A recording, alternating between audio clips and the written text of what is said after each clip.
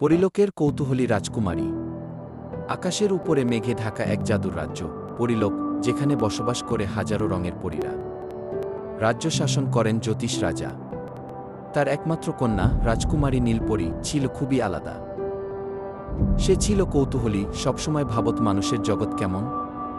বাকি পরীরা মানুষকে ভয় পায়, কিন্তু নীলপরীর মন ভরে উঠত জিজ্ঞাসায়, মানুষ কাঁদে কেন, হাসে কেন, তাদের হৃদয়ের গভীরতা কতটা। এক রাতে সে আকাশে উড়ে মানুষদের পৃথিবীর দিকে রওনা দেয়, নিষেধ থাকা সত্ত্বেও।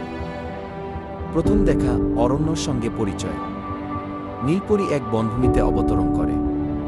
সেখানে তার দেখা হয় এক যুবকের সঙ্গে, নাম অরণ্য। অরণ্য ছিল একজন গাছপালা ও প্রাণীদের যত্ন নেওয়া মানুষ, যার হৃদয় ছিল প্রকৃতির মতোই গভীর ও শান্ত। নীলপরী নিজেকে সাধারণ মেয়ে হিসেবে পরিচয় দেয়া।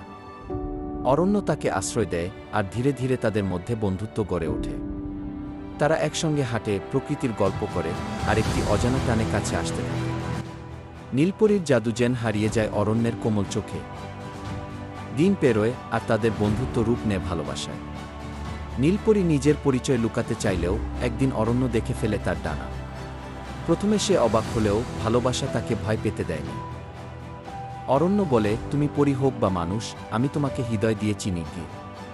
নীলপরীর চোখে জল আসে, মানুষরা সত্যিই ভালোবাসা বোঝে। তারা একে অপরকে প্রতিজ্ঞা করে যে যাই হোক, তারা আলাদা হবে না। এই ভালোবাসার খবর ছড়িয়ে পড়ে এক লোভী জাদুকরের কানে। সে চায় নীলপরীর শক্তি নিজের করে নিতে। এক রাতে সে নীলপরীকে অপহরণ করে পরীর জাদু হরণ করার চেষ্টা করে। অরণ্য তাকে উদ্ধার করতে সাহস নিয়ে জাদুকরের দুর্গে যায়। কোনো জাদু ছাড়া, শুধুই ভালোবাসার শক্তি নিয়ে। যখন সে নীলপরীর হাতে হাত রাখে, নীলপরীর হারানো জাদু ফিরে আসে, আরও শক্তিশালী হয়ে। তারা একসঙ্গে জাদুকরকে পরাজিত করে।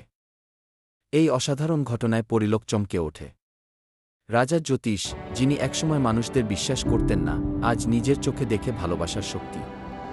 তিনি বলেন, নীলপরী ও অরণ্য আমাদের শিখিয়েছে, ভালোবাসা কোনো জাত বা জাদুর বাধা মানে না কি। তাদের বিবাহ হয় দুই জগতের মিলনে। পরিলোক আর মানুষের পৃথিবীর মাঝে এক নতুন সম্পর্ক গড়ে ওঠে, যেখানে ভালোবাসা জাদুর চেয়েও শক্তিশালী। শেষ পংক্তি। নীলপরী আর অরণ্য প্রমাণ করে দিল, ভালোবাসা যদি সত্যি হয়, তা কোনো বাধা মানে না। এরকম আরও ভিডিও পেতে চ্যানেলটি সাবস্ক্রাইব ও লাইক কমেন্ট করতে ভুলবেন না। চ্যানেলটি সাবস্ক্রাইবই করে পাশে থাকুন পরবর্তী ভিডিওর জন্য।